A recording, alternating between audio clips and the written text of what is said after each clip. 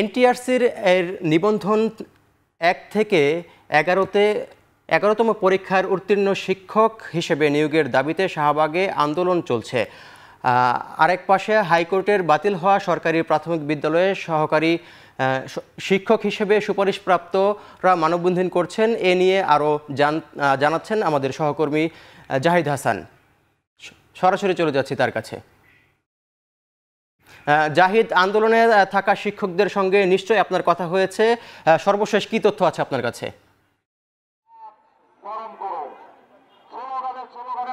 বেসরকারি শিক্ষকদের যে নিয়োগ, এনটিআরসি এর যে নিয়োগটি নিবন্ধিত পরীক্ষা, যেটি নিবন্ধন পরীক্ষা দিয়ে তাদের নিয়োগ পেতে হয়, এখানে 1 থেকে 12তম যতগুলো নিয়োগ হয়েছে সেই নিয়োগে যারা বিভিন্ন বৈষম্য ও দুর্নীতির কারণে বাদ পড়েছেন তাদের দাবির প্রেক্ষিতে যেটি তারা বলছেন যে তারা নানান কারণে বাদ পড়েছেন এই 12টি নিয়োগ থেকে, এবং তারা এখন চাচ্ছেন যে তাদের এই বয়স বিবেচনা করে এন্ট্রি লেভেলে তাদের নিয়োগ দেওয়ার জন্য।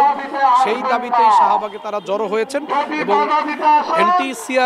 এনটিআরসির যে নিয়োগ, নিবন্ধিত যে নিয়োগ, সেটি দীর্ঘদিন যাবৎ একটি পরীক্ষার মাধ্যমে চলছে। যারা এই পরীক্ষায় মূলত এনটিআরসির যে পরীক্ষা হয় সেই শিক্ষক নিয়োগ পরীক্ষায় যারা উত্তীর্ণ হন তাদেরকেই নিয়োগ দেওয়া হয়।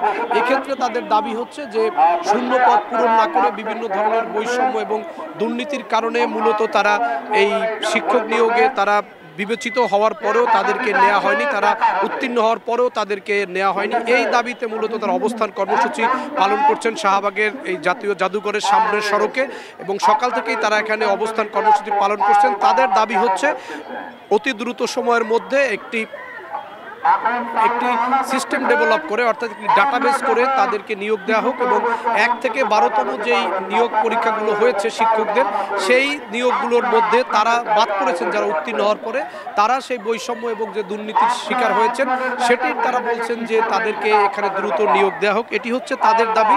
আর এর পাশে আরেকটি প্রাথমিক সরকারি যে শিক্ষক পরীক্ষা, যেটি উত্তীর্ণ হয়েছিল 6000-এর বেশি প্রার্থী, যাদেরকে গত সপ্তাহে হাইকোর্টে নিয়োগটি বাতিল করে দিয়েছিল, সেই নিয়োগের পুনর্বহালের দাবিতে শাহবাগে এখানে জড়ো হয়েছেন সরকারি প্রাথমিক বিদ্যালয়ের সেই দাবিতে শিক্ষকরা তারা জড়ো হয়েছেন। এবং এখানে জড়ো হয়েছেন মূলত বেসরকারি যেই হাই স্কুলগুলো রয়েছে, উচ্চ মাধ্যমিক পর্যায়ের যে শিক্ষা প্রতিষ্ঠানগুলো রয়েছে, সেই শিক্ষা প্রতিষ্ঠানের শিক্ষকরা এখানে এসেছেন। দুই পাশেই যারা শিক্ষকরা এসেছেন তারা মূলত তাদের নিয়োগের দাবিতেই তারা এখানে জড়ো হয়েছেন, এবং তাদের দাবি হচ্ছে যে সরকার যাতে অনতিবিলম্বে তাদের দাবি মেনে এবং তারা যাতে বৈষম্যের শিকার না হন এবং তারা যাতে চাকরি পেতে পারেন সেই ব্যবস্থা করার জন্য, উদ্যোগ নেওয়ার জন্য মূলত তারা এখানে দাঁড়িয়েছেন।